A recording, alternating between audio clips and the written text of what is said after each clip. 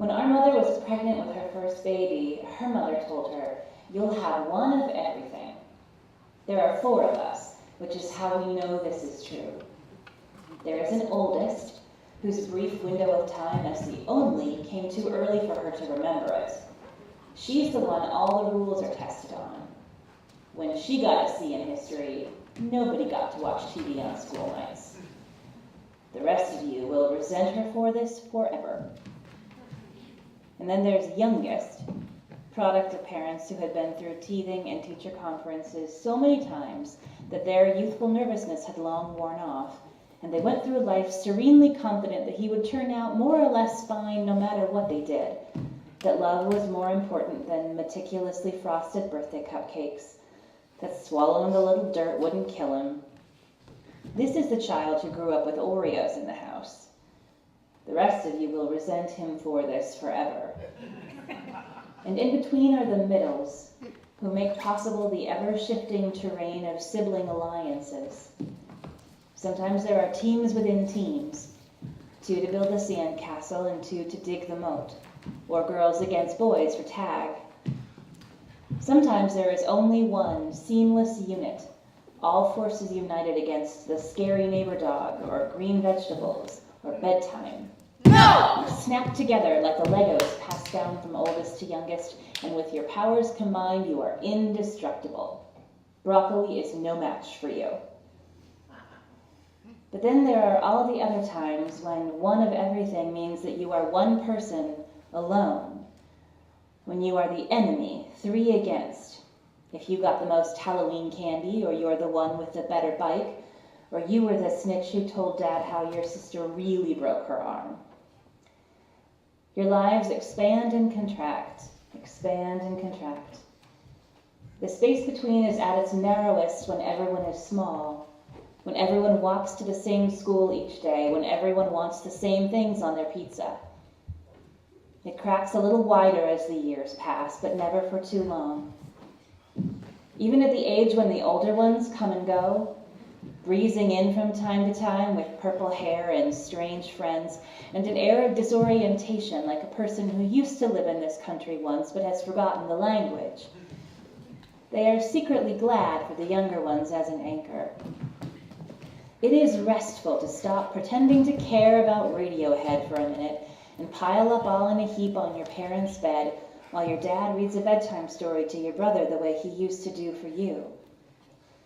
We still do Santa Claus. For the baby, they explain to their friends, as though they're not downstairs tearing into their stockings at 6 in the morning, too. But the urgent tugs of distance and time pull you all in separate directions until nobody lives in the same house or even the same city. The trade-off of being able to drink together when you're home comes in being people who have to make appointments to remember to call each other when all you used to have to do was knock on their door. One of everything means somebody is a social worker in Chicago, and somebody is a writer in Portland, and somebody is a film editor in LA, and somebody is a software engineer in Montana, and the second-tier holidays like Easter and Thanksgiving and 4th of July start to slip from your grasp. One of everything means you will lose count of all the days where you will sit at Sunday dinner eating whatever compromise your mother has struck between your brother who only eats Hot Pockets and your organic vegetarian sister, and you will look around at the people sitting next to you and you will love them with a fierceness that echoes all the way down to your bones, but from a curious distance, the way Jane Goodall loved the gorillas. You will love them, but you will still leave and go back to your life. And this will be all right. The ties bend. They stretch and expand like the saltwater taffy you used to devour at the beach, but they never break. This is important. This will be the thing that sustains you. Home doesn't have to be a building. It can be a thing you carry with you, which bubbles up to the surface every time you see little kids holding hands on the train. It can be the secret shared language that makes any combination of you indestructible at taboo when you play against strangers. It can be your encyclopedic knowledge of all your sister's different laughs, which enables you to correctly assess that she and Patrick will be breaking up soon. Or your perfect trust that your baby brother will tell you when it's safe to open your eyes again because the part with the velociraptors is over. One of everything means you only make sense as a set of four. East only matters if there's also a north. By itself, it wouldn't know who it was. One of everything means that the empty chair at Thanksgiving when one of you can't come home changes the flavor of the turkey. You're a tree with 4 branches. Separate one from the whole and you're each just a stick. The 4-ness of you keeps everything balanced. 2 and 2, 1 and 1 and 1 and 1. And you learn to rest in it, that noise and chaos that has shaped who you are. You become a person who can't work without the television on or have empty white walls in their house. You interrupt and you borrow without asking, and you endure bad first dates with only children who stare at you in horror as you nonchalantly eat their french fries while you're talking. This is their fault, not yours. Nobody who grew up with siblings would leave french fries unprotected. And the whole world opens up and breathes a little easier every time you get to go home and play Star Wars Monopoly and be your whole self, both a person of your own and a point on a compass that means nothing without the others. The story of who you are is 1 and 4 at the same time, and this is the reason.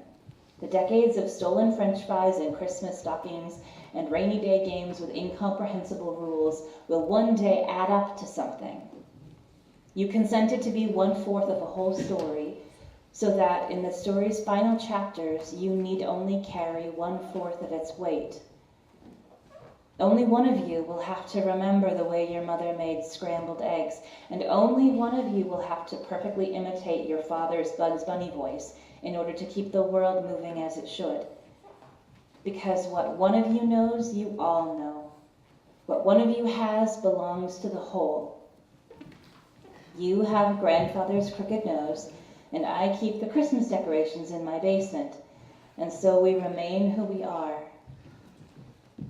We expect to lose our parents. It's a weight we are prepared to carry. It's the necessary cost of life spinning forward. We can see through the haze of our grief the iron logic in this. But I have always believed that no matter what, we should get to keep our siblings right up to the end. This isn't always how it is, but this is how it should be.